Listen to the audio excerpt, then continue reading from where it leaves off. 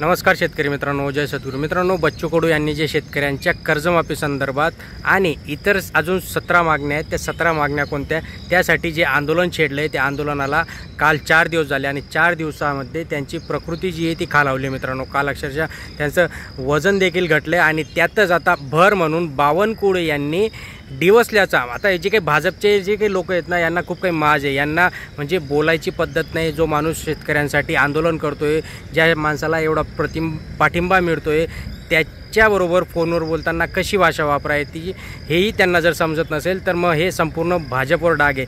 बावनकुळे यांनी बच्चू कडू यांना फोन करून सांगितलं की तुम्ही उपोषण सोडा आणि जमत असेल तर सोडा, जमत असेल तर सोडा. ही कुठली भाषा आली? ओके. आणि त्याच्यानंतर मग आता बच्चू कडूंनी देखील प्रतिक्रिया दिली आहे की ही जी काही भाषा आहे, ही भाषा काही सभ्य नव्हती. त्यांनी बोलताना दमदाटी केली अक्षरशः. अशा पद्धतीने बच्चू कडू यांनी माध्यमांशी सांगताना बोललं. पण त्याही पलीकडे जर गेलं तर बच्चू कडू यांनी ज्या काही 17 मागण्या टाकल्यात, त्या 17 मागण्या कोणत्या, ज्याच्याने सर्वसामान्य जनतेला देखील आणि शेतकऱ्यांना याचा संपूर्ण कर्जमाफीसाठी हे आंदोलन आहे ते शेवटपर्यंत बघा मित्रांनो. सगळ्या ज्या काही मागण्या आहेत त्या मागण्या आपण वाचणार आहोत. चॅनलला सबस्क्राईब केलं नसेल सबस्क्राईब करून ठेवा, लाईक करा, शेअर करा. पहिली संपूर्ण महत्त्वाची मागणी म्हणजे शेतकऱ्यांना संपूर्ण कर्जमाफी. नंतर दिव्यांग व विधवा महिलांना ₹6,000 मानधन देण्यात यावे. आपत्कालीन संकटांमुळे शेतकऱ्यांना MSP जो काही दर आहे तो 20% अनुदान त्याच्यात देण्यात यावं. 6 एप्रिलची जी काही बैठक झाली होती 2023 सालीची, त्याच्यानुसार शासन निर्णय काढण्यात यावे. वंचित घटकांना वगळता सर्व गोरगरिबांना समांतर राहणाऱ्यानुसार त्यांच्या घरकुल सुद्धा देण्यात यावे. त्यांना अडचण कुठली यायला नको. शहरासारख्या ग्रामीण भागातील घरकुलासाठी समान निकष लागू करून त्यांना 5 लाख रुपयांपर्यंत घरकुलासाठी अनुदान देण्यात यावं. आत्महत्याग्रस्त शेतकऱ्यांच्या कुटुंबांना स्वतंत्र मंडळ स्थापन करून प्रत्येकी 10 लाख रुपये देण्यात यावे.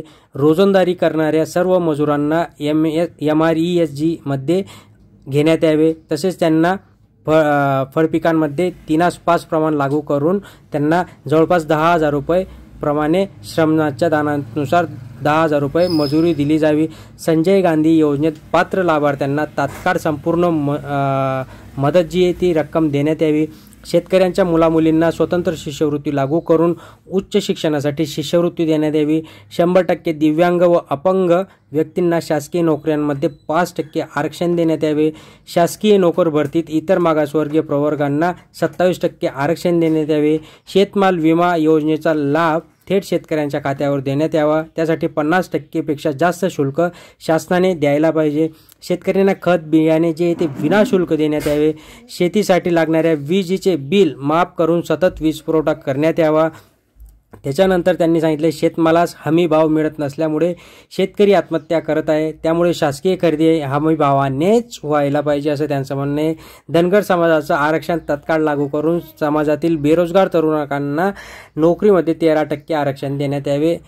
अशा पद्धतीने या सगळ्या मागण्या त्यांच्या मान्य करायलाच पाहिजे शासनाने, कारण की त्यांनी त्यांचा जे काही अजेंडा होता, त्यांचा जो काही त्यांनी इलेक्शनच्या आधी ज्या गोष्टी सांगितल्या होत्या त्या गोष्टींप्रमाणे त्यांनी या सगळ्या गोष्टी शेतकऱ्यांना, सर्वसामान्य जनतेला देणं गरजेचं आहे मित्रांनो. या सगळ्या मागण्या खूप काही जाचक आहेत. शेतकऱ्यांसाठी सर्वसामान्य जनतेसाठी खरंच करायला पाहिजे मित्रांनो. जास्तीत जास्त शेअर करा, लाईक करा, सबस्क्राईब करा. धन्यवाद.